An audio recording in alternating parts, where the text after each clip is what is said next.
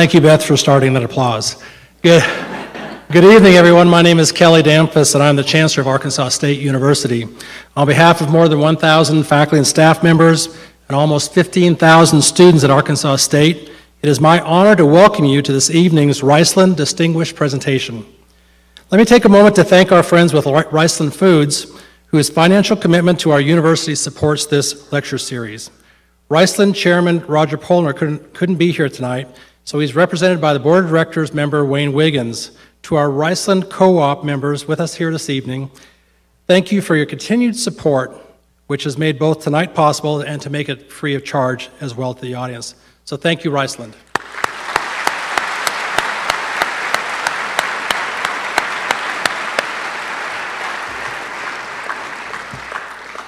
Events like this are wonderful opportunities for our students to touch history. I wanted to be sure that Mr. Clinton could find them when he was speaking tonight, so I asked all of our Red Wolves to wear their scarlet shirts tonight. Students, would you please stand so we can recognize you and so that Mr. Clinton can find you when he's speaking? Students, please stand.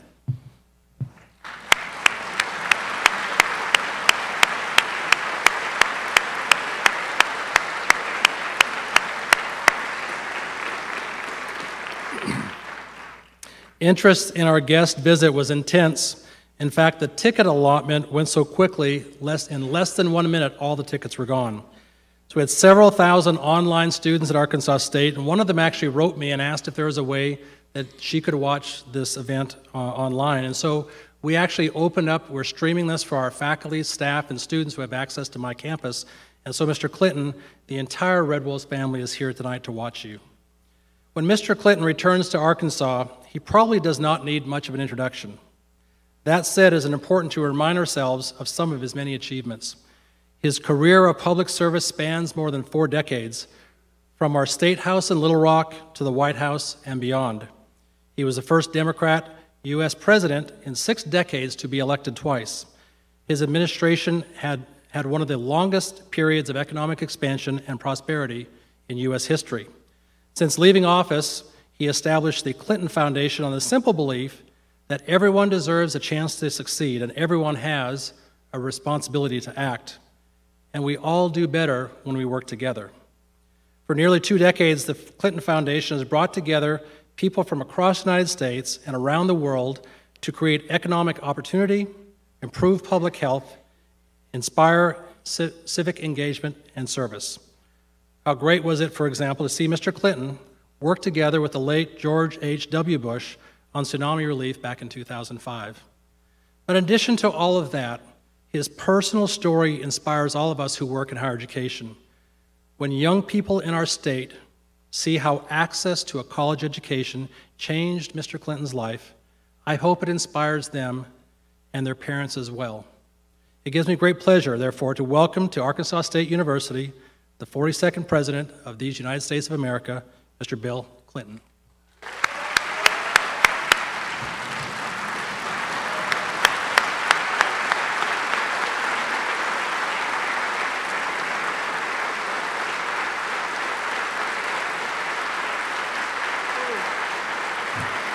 Thank you very much. Thank you. Thank you. Thank you, Chancellor, members of the Board of Trustees, Mr. Mayor, members of the legislature, and others. I am very glad to be back in Jonesboro, back at ASU. I thank Riceland for sponsoring this lecture series. I want to thank my good friends Wallace and Jama Fowler for their contributions to this facility and so much more. I have had a long and interesting history with ASU. Mike Beebe, our former governor, told me to be sure and remind you that I kicked him off the board here to appoint Johnny Allison, who had been his fraternity little brother. It was a good deal. You got a lot of Johnny's money, And BB was free to run for the state senate and attorney general and governor. Everyone came out ahead, except me. I have to listen to BB remind me that I kicked him off the board for the rest of my life.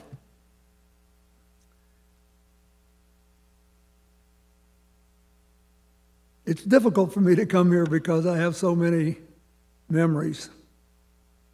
But I think I should begin by thanking someone who embodies the point I'm trying to make in my talk, and that is my good friend Harry Thomason, who first approached me about this. And he and his wife, Linda Bloodworth Thomason, became famous not just for being from Hampton and from southeast Missouri, but for designing women and Evening Shade, no less. I bet I have been to Evening Shade more times than anybody in this audience. But they presented a picture of people that we could identify with, whether we agreed with them or not, or whether we always understood what was going on. They presented our humanity, and I appreciate that. My first speech at ASU was when I was Attorney General, my first year as Attorney General 42 years ago. God, I'm getting old. Anyway, the president then, Ross Pritchard, whom I'd gotten to know, asked me if I would come and speak to the commencement. So I said, sure. And I showed up. And it was raining, and the commencement was supposed to be outside, so we had to move it into the field house, where it was wet and hot without any air conditioning. That was the true birth of what we first called the convention center, and is now your magnificent facility that sweeps the landscape. Then, as president in 1995, I was able to come back to dedicate the Dean Ellis Library, and I've been able to come back a number of times since. But I just thought you needed to know the First National Bank Arena began by people sweating in the old field house. And every time something new happens there, I get excited. This is a magnificent place, worthy of this school and worthy of all of you who can come here. When I was speaking in that really hot field house, my commencement speech lasted 6 minutes. It was a wildly popular speech. Not a living soul can remember a word I said, but they do remember it was short. All you budding politicians remember that. I think I'll take a little more time today. There is a lot to talk about, I suppose, although I feel very much like an exhibit in a museum, like time has passed me by. I think most of the political talk I listen to on television doesn't make a lot of sense to me.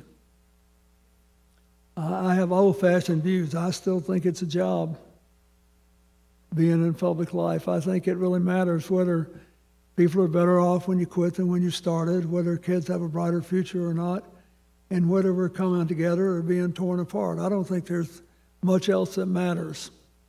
And I think that we are living in a time full of truly stunning opportunities and deeply troubling challenges.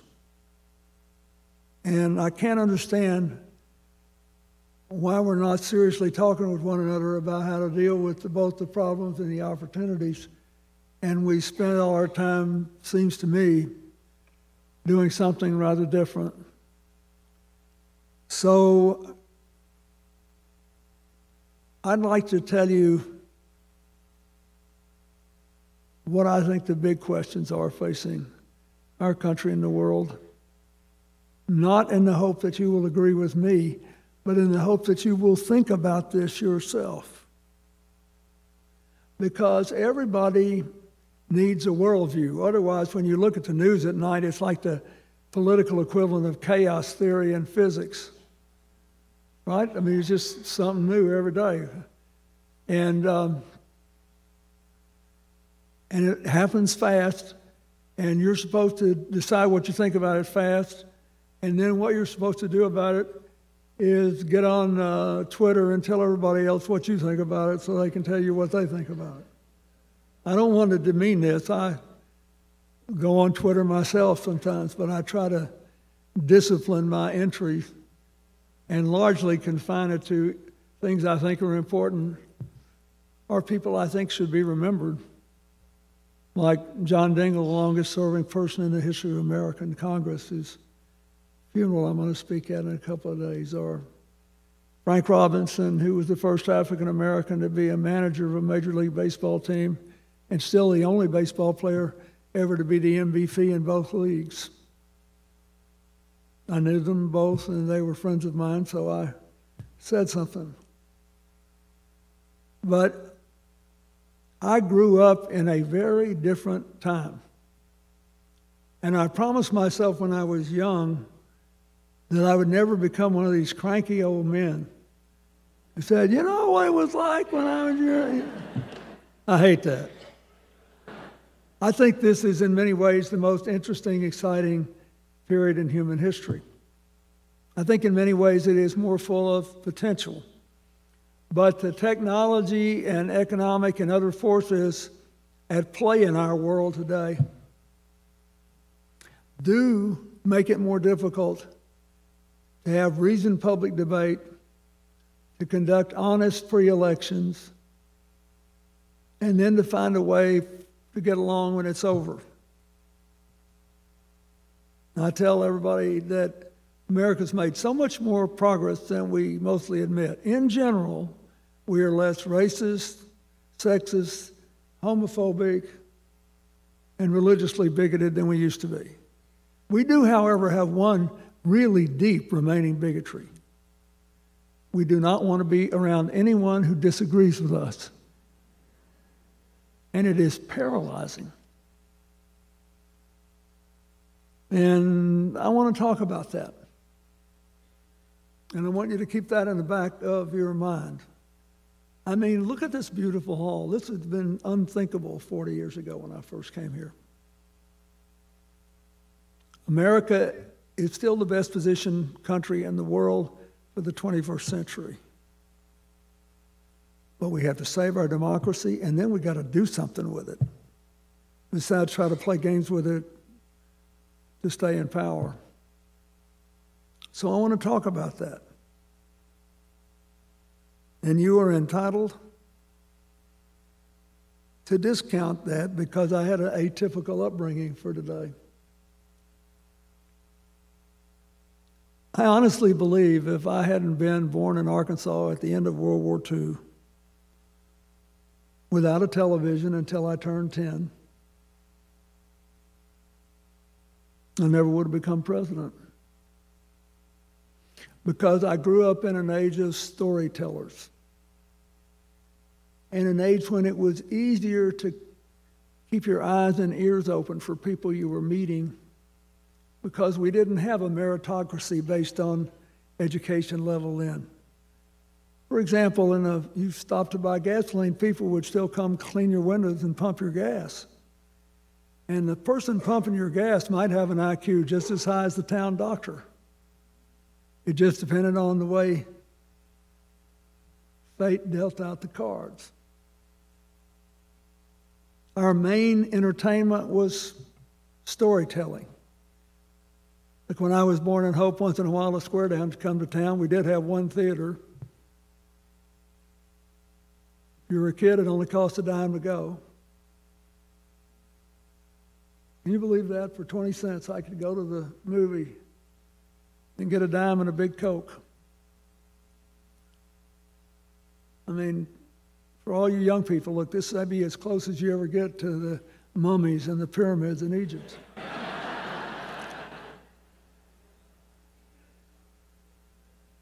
But what we did have was each other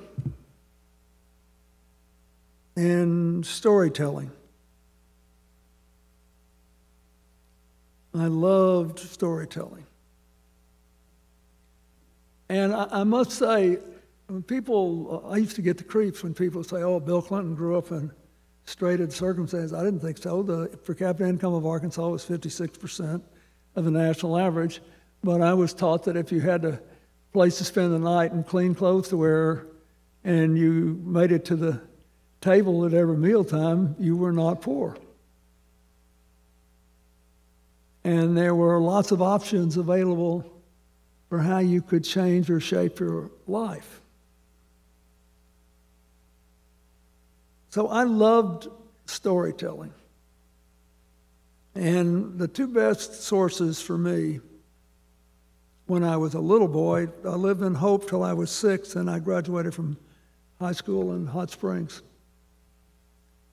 But when I was little, my grandmother's brother and his wife, my Uncle Buddy and Aunt Ollie, had us all over all the time. All the kids had to work.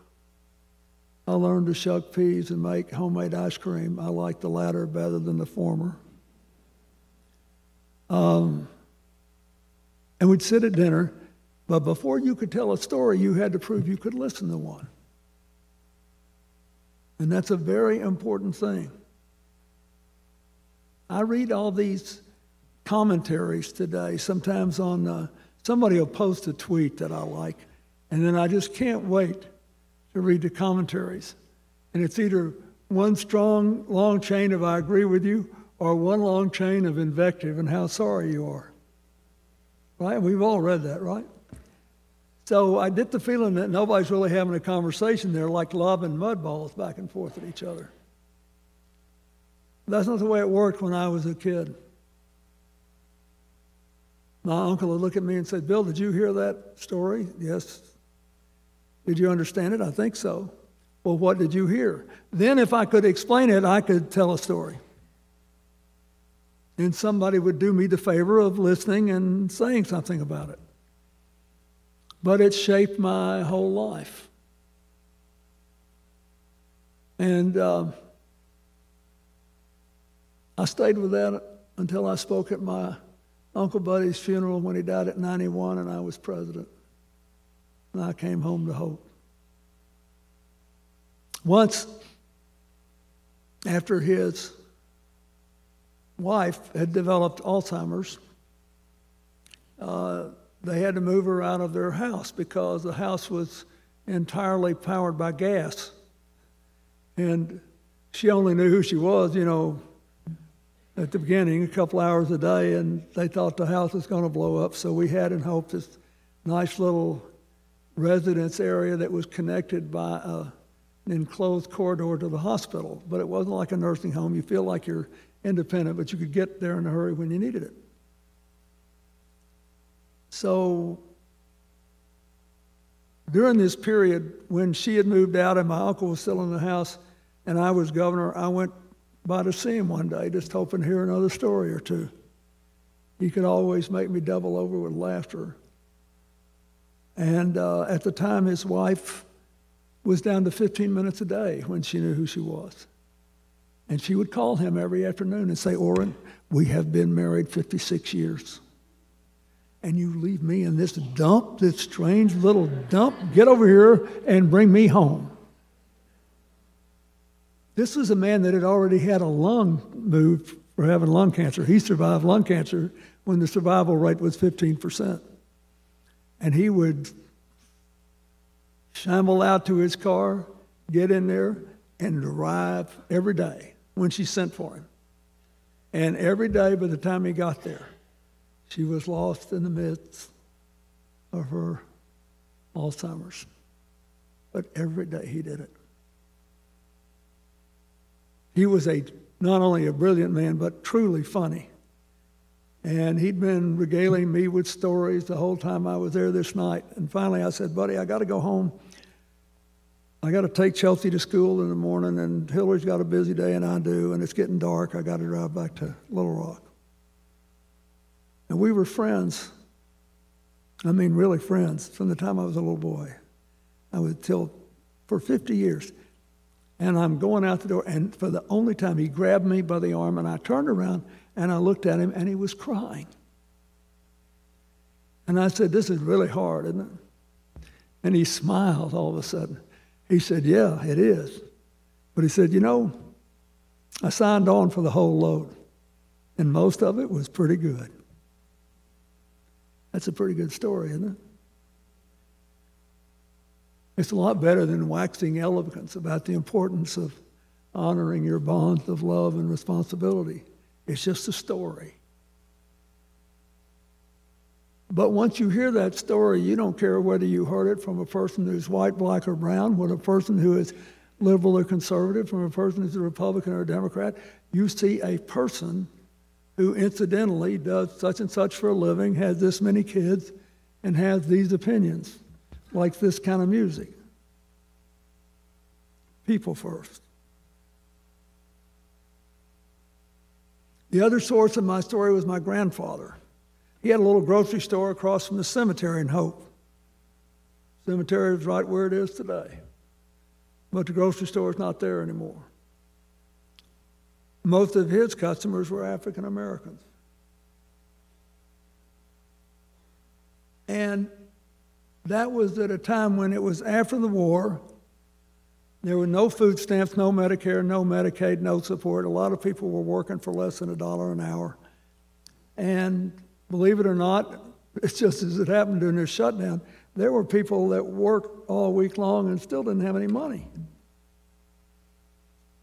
So when my grandfather died when I was 12, my mother found his old account books. And when people owed him money, he just write it in the account book. And there were still just this tiny little grocery store, a huge number of accounts that had never been fully paid off. But I heard him talking. I was just a little boy.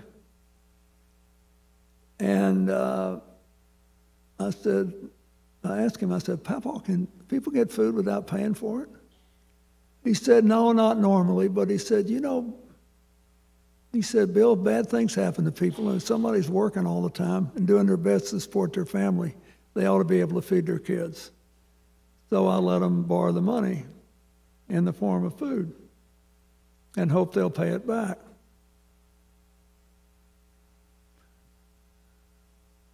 I still live with that story. In 2016, I pulled my little campaign bus into a town in Ohio. And there was an African-American pastor standing there. He was had a nice, beautiful jewel cross on. I'm in a totally strange place. And he shook my hand. He said, I am Bishop Stewart. And he smiled. He said, but far more important for you, I am the proud grandson of Luther Black of Hope, Arkansas. And my grandfather told me many times about being in your grandfather's store when he worked his fingers to the bone all day long and still had no money, and how your grandfather made him take food home to his children.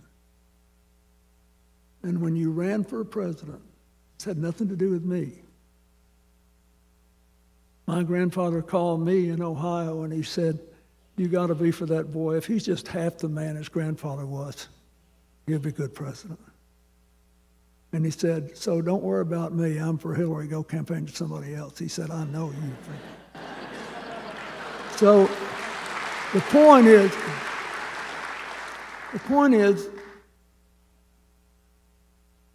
we were people first. Nearly every debate we have could be resolved if first we were people. One of the reasons I think 50 years from now, people will still be watching Harry and Linda's Designing Women in Evening Shade, is because they're stories about people. And one of the things that leaves me aching is how we forget that. I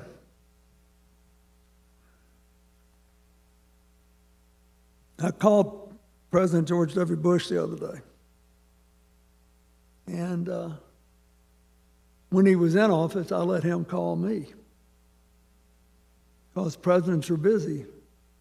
So he used to call me twice a year, and we just visit about things. And it started one day when I helped him solve a problem he had with an American airplane that crashed on a Chinese island. You may remember that right when he took office. But anyway, he called to thank me. And we started talking, and I said, look, you don't have to thank me. I'm an American. If I can help, I will. And if I can't help because I can't, I'll tell you. And Hillary's a senator, so sometime I may have to disagree with you, but if I do, it will always be respectful. I will never say a hateful word about you. And I said, I know you don't like me because I beat your dad. I told him it. And I said, believe it or not, I think that's okay. Because whether you believe it or not, I love him too. We had a deep, almost unbridgeable difference, but I do care for him very much. So you don't have to like me, but I'll help you if I can in good conscience. And I'll try not to cause you any trouble. And he laughed, and he started calling me twice a year. We talked about everything under the sun. I hope there are no transcripts of some of the things that we talked about. My point is, once he became a person to me, and I became a person to him, he didn't stop being a conservative Republican. I didn't stop being a Democrat. We didn't stop having differences of opinion. But we began to be able to do things that helped other people. And down to the present day, that's what I try to do. He and I formed this Presidential Leadership Scholars Program. We've had some people from North Arkansas participate. You may know, but every year we take 60 people from a huge pool of gifted applicants to go to his library and his father's library and the LBJ library and the Clinton library to study important decisions made. They're young mid-career people, mostly, let's see, late 20s to early 40s. And then we ask the young people to come up with a project of their own that will make the world a better place and use the lessons they learned to do that. Every year, he meets with them once, I meet with them once, and then we do the graduation together. Every year at the end, usually they're almost 50-50 divided between the Democrats and Republicans. And it's really funny. When we get to the end, the Democrats go up to him and thank him. And the Republicans come to me and thank me because they didn't know there were any people in the other party like that. You mean like, and I was ragging somebody, I'm thinking, you mean like decent human beings? He said, yeah, like that.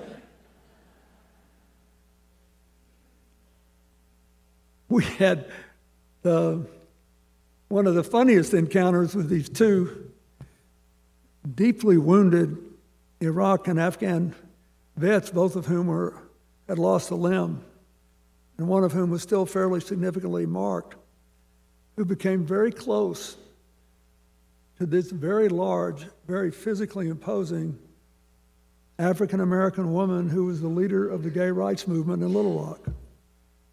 And the two soldiers said, we didn't know there was anybody like that on earth. But she's really smart. She's helping us figure out how we can help the veterans that we're trying to help. Only point I'm trying to make is I can tell you 100 stories about this.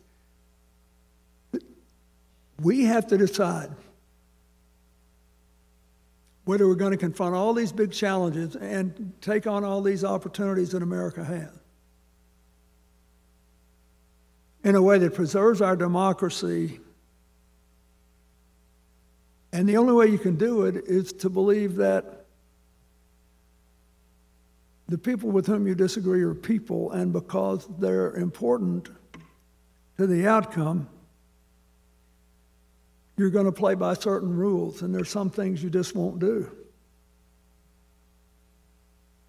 And I think that's important for a lot of reasons. We live now in an interdependent world. The good news about having a device that has the world's information on it is that you can always know what's going on. The bad news is that you're encouraged to knee-jerk a response within a nanosecond. When I was the age of those of you who are now like ninth grade and up in high school, we still had 1 hour for the evening news, network news, not 30 minutes. And when the president was on talking, the president was on an average of 43 seconds. Today, the average time you actually hear the president's voice is 8 to 9 seconds. And there's a big debate about whether the average human attention span to television is 8 seconds or 9. It's got to be 9. A butterfly has a 9-second attention span. We're laughing, but that's what's happened. So there's more, but is it better? There's more, but is it wiser? There's more, but are we better balanced? These are just things that we have to deal with. And I am convinced,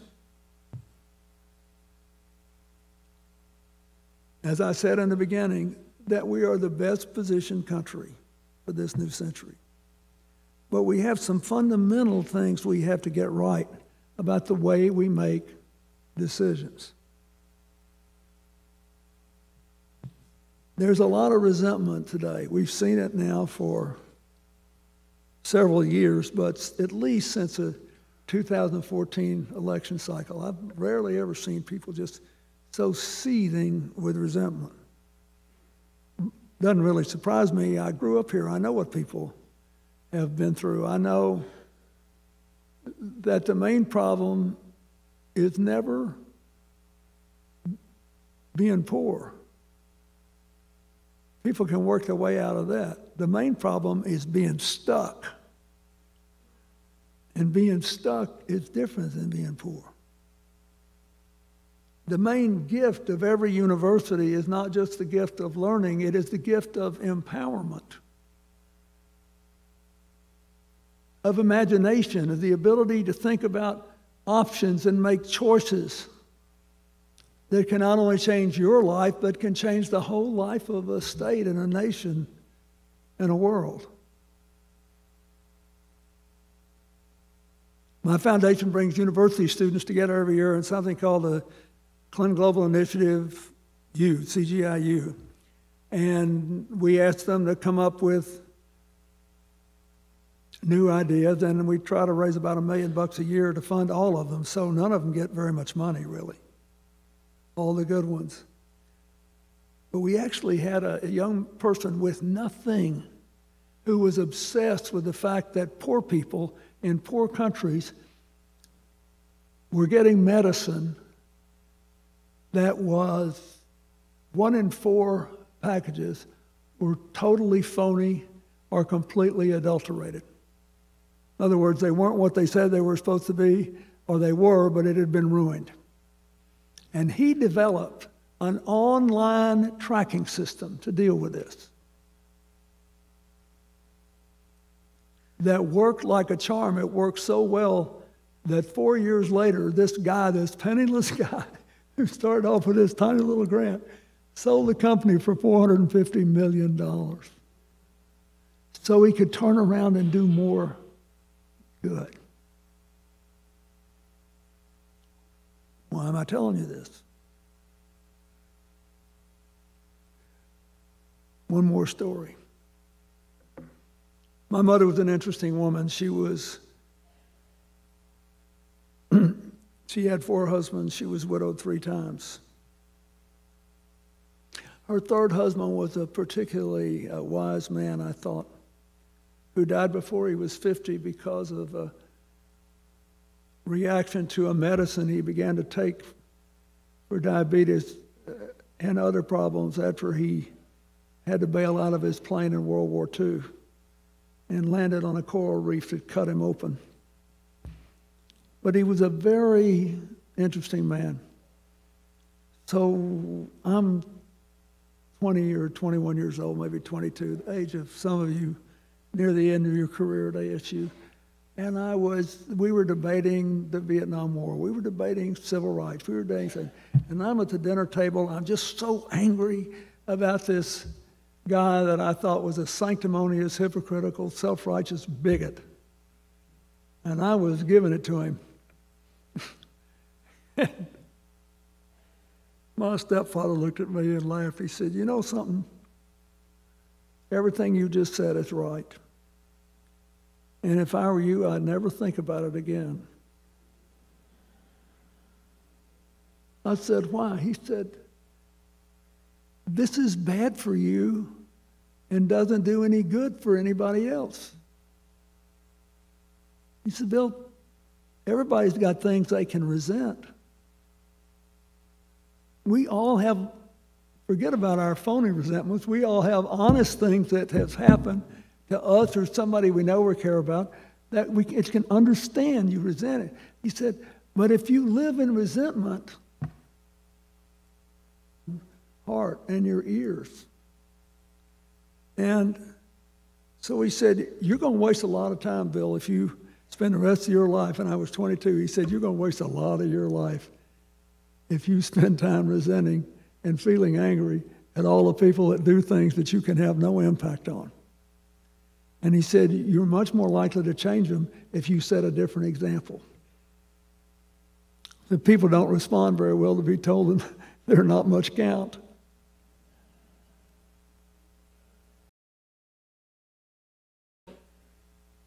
To the power of an example that works. So, soon, ASU will have, as part of Black History Month, a screening of a wonderful film on my friend Maya Angelou, whom Hillary and I knew very well, and whose funeral I had the honor to speak at Wake Forest. A lot of you may know this already, but Maya Angelou spent an important part of her childhood in Stamps, Arkansas, southwest Arkansas, during which, having been assaulted, she did not speak for years. And she wound up living the last several decades of her life with a voice that sounded like it came straight from God. She, in her first 40 years, had enough lifetimes for a dozen people. She spoke 5 languages. She was a professional dancer. She was an actress. She became a poet. She was the first female streetcar driver in San Francisco when she was a 16-year-old teen mom. She had a lot of obstacles in her way, and she just kept on going. A couple years before she died, she was with me in 2014 at President Johnson's library when we celebrated the 50th anniversary of the signing of the Civil Rights Act. And it was a wonderful group. John Lewis was there, the great basketball player Bill Russell was there, and there was Maya Angelou. Already she was in a wheelchair. But she always thought of the empowerment of the moment. So I was ragging her. I said, "Maya, I'm glad to see you. How'd you get way over here from the East Coast?" She said, "Just because I'm wheelchair bound doesn't mean I don't get around."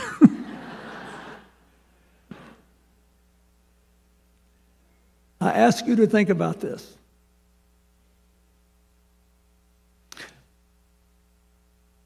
There are lots of detailed, granular questions we need to face for the 21st century to deal with the positive and the negative aspects of our interdependence. What are we going to do about all this economic and other inequality? How are we going to deal with our need for a sense of social cohesion and the mandate of embracing our diversity? Will the explosion of artificial intelligence with nanotechnology, with robotics, mean that you, younger people, are about to enter the first technological shift since the dawn of the Industrial Revolution that will kill more jobs than it creates? If it does, what should we do? Do you favor having those of you who like to work keep your full-time jobs, and then let's assume that productivity gains are so great that 1 in 5 jobs will be lost? You have two choices. We all start working 4 days a week, or those of us that stay working 5 raise our taxes to support everybody else not to work. What do you favor? I'm old and old-fashioned. I think everybody needs the dignity of work.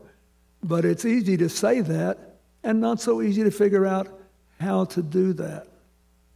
Nothing in our modern political discourse lays the foundation for having the kind of conversations we need to have. This is not a Republican or a Democrat issue. It's not a racial issue. It's not an ethnic issue. It's not anything. This is a problem. It's a challenge. We have to figure out how to do it. So I have concluded, based on my very old-fashioned upbringing and the reasonable success we had with broad-based prosperity when I was president,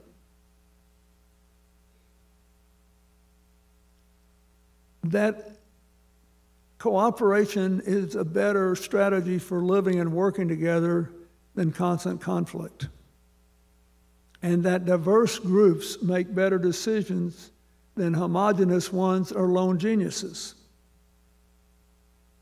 This is a pretty impressive group tonight. There's a lot of really smart people here. If we could find the smartest person here and take that person to a room and give you whatever you wanted to your heart's content for 2 days, and the rest of us poor suckers were locked in the room with stale coffee and old rolls, and 20 questions were fed into us over the next 2 or 3 days, and to the genius, after 3 days, we'd be making better decisions than the genius. You can fill this auditorium with the studies that prove it. Different groups with different experiences and lots of common sense as well as intellectual firepower make better decisions than homogeneous groups or lone geniuses. Therefore, the loss of our democracy would be tragic. The perversion of our democracy into a mud fight between opposing groups who never agree on anything is not in our interests. Do you know what it would take really to build a growing, burgeoning economy that added no more carbon dioxide to the atmosphere by 2050? Could we do it? We could. Could we do it and make money and create jobs? We could. But it would require 1,000 small decisions that would require us to look at each other as if we were more concerned about our grandchildren's future than winning the next fight on a television talk show. Whatever side you're on. So I want you to think about that.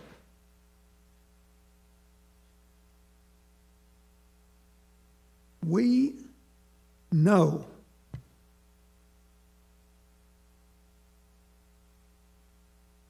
that in most sports contests, nothing's worse than a tie. And defeat doesn't seem like the end of the world because you get to play again next year. And often next week, depending on what sport you're playing. But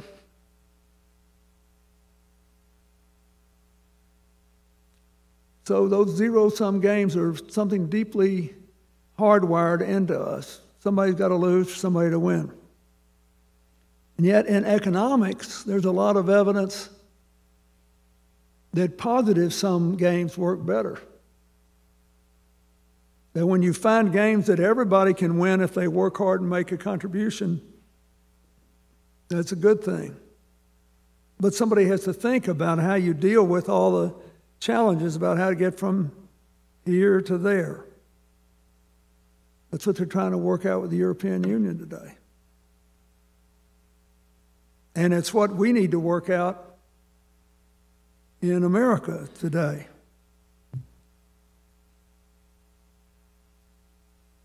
For example,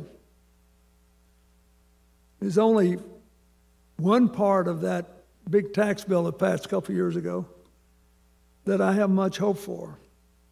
And it was a bipartisan addition by Senator Booker and Senator Scott, the Republican senator from South Carolina, to give us all more money if we invest in areas with higher unemployment rate and higher poverty rates, especially in small towns and rural areas that have been left out and left behind.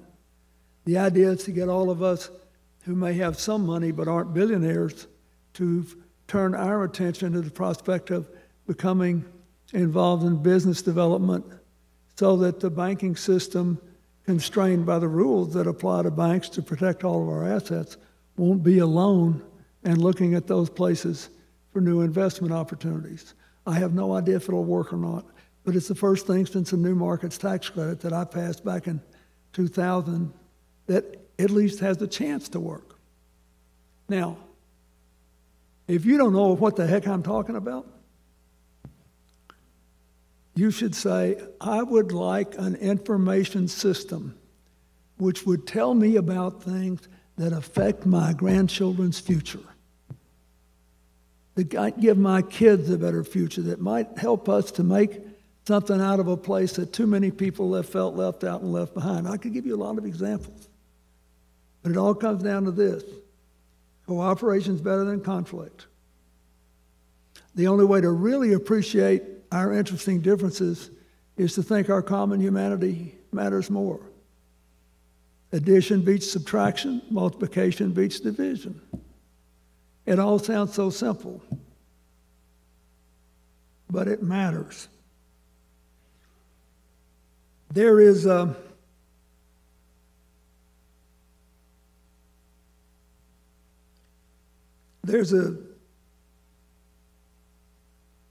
university, Morgantown State in eastern Kentucky, Morehead State,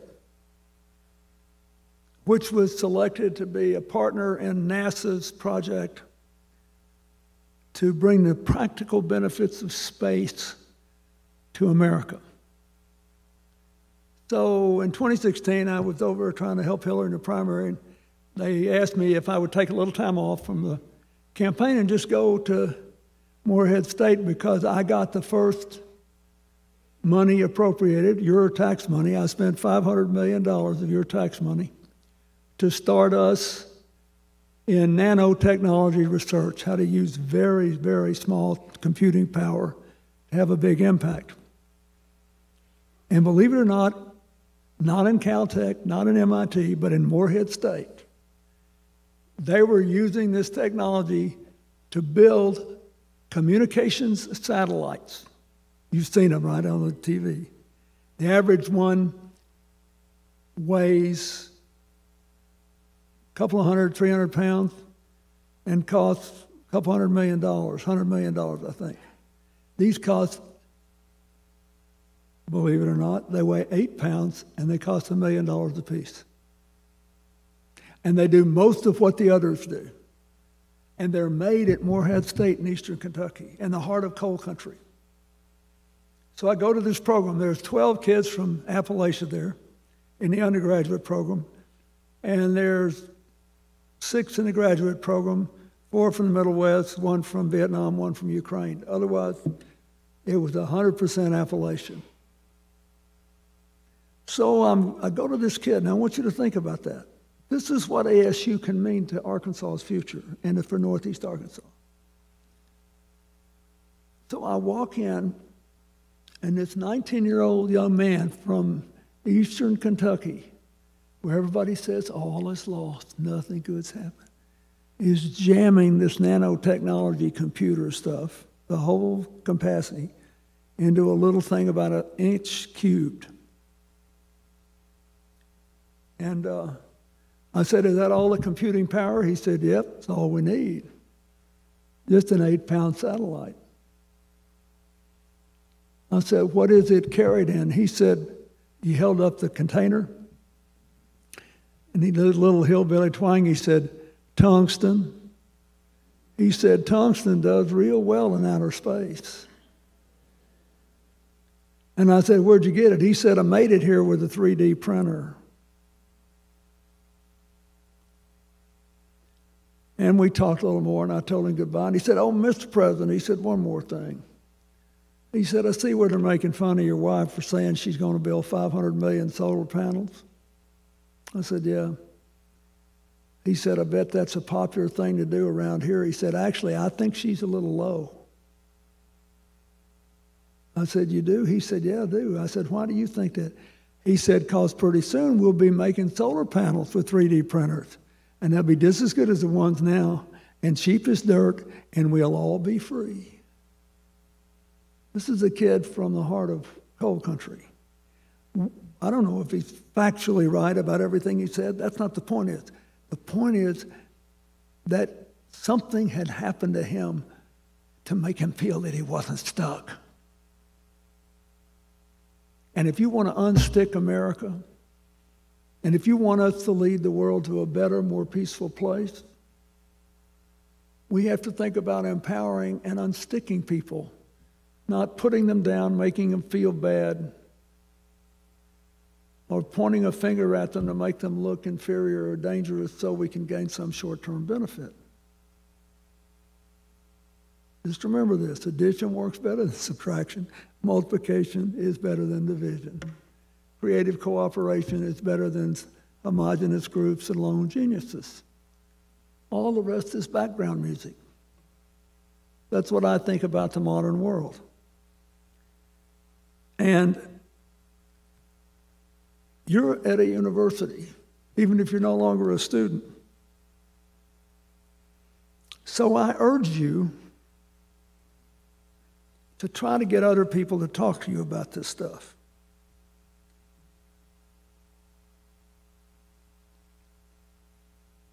I urge you to try to overcome the temptation of resentment. I urge you to resist the sanctimonious feeling that if your resentment is real, you're somehow more authentic than everybody else. I'm not a young man anymore. I don't know how many days I have before me, but I'm pretty sure they're not as many as the days I got behind me. And yet I don't want to become old.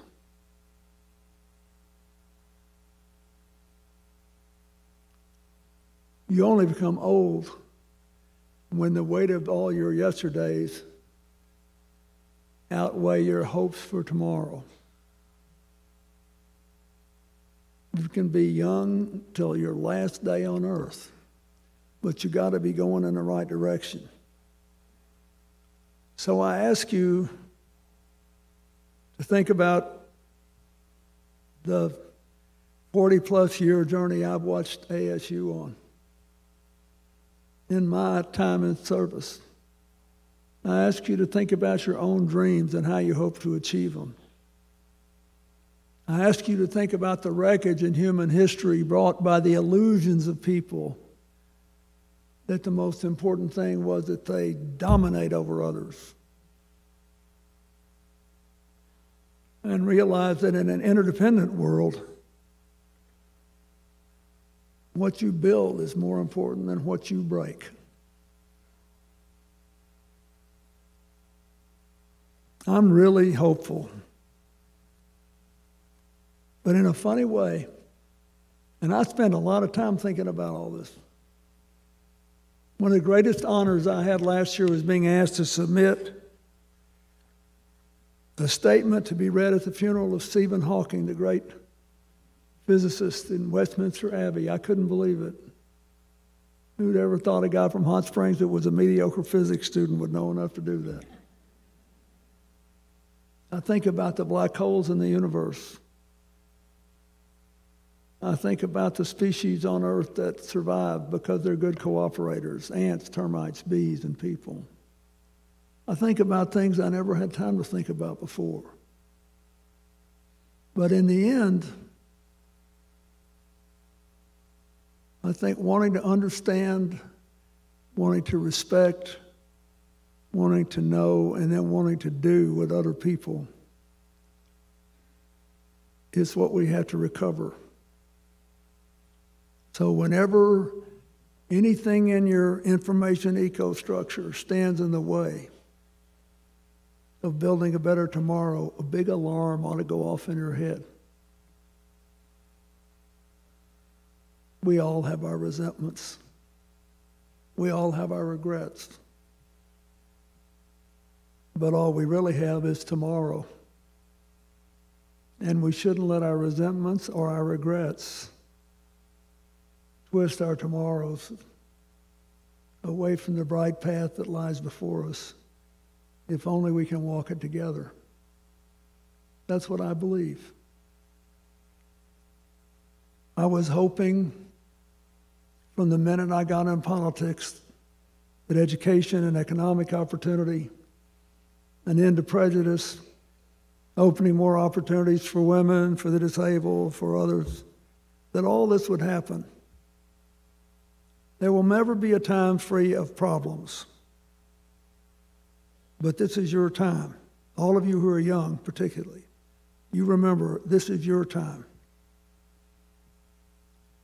And you shouldn't want to trade being an American for any other country. Not right now. We have more possibility.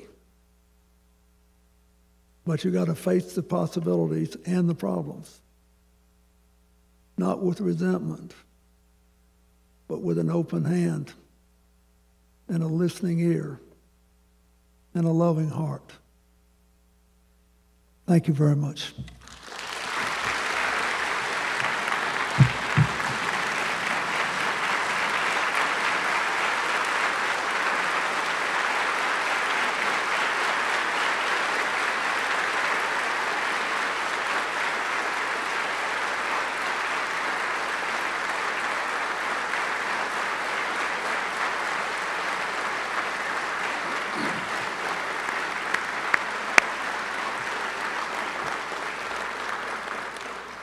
Thank you very much, Mr. President.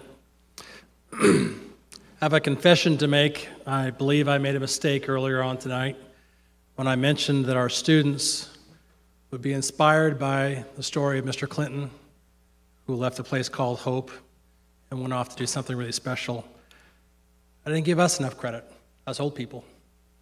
I hope all of us were inspired tonight, not just by his life story, but by Mr. Clinton's words about the power of a story, the power of seeing the good in people who don't look like us or sound like us or believe like us or vote like us, that there is good in everybody.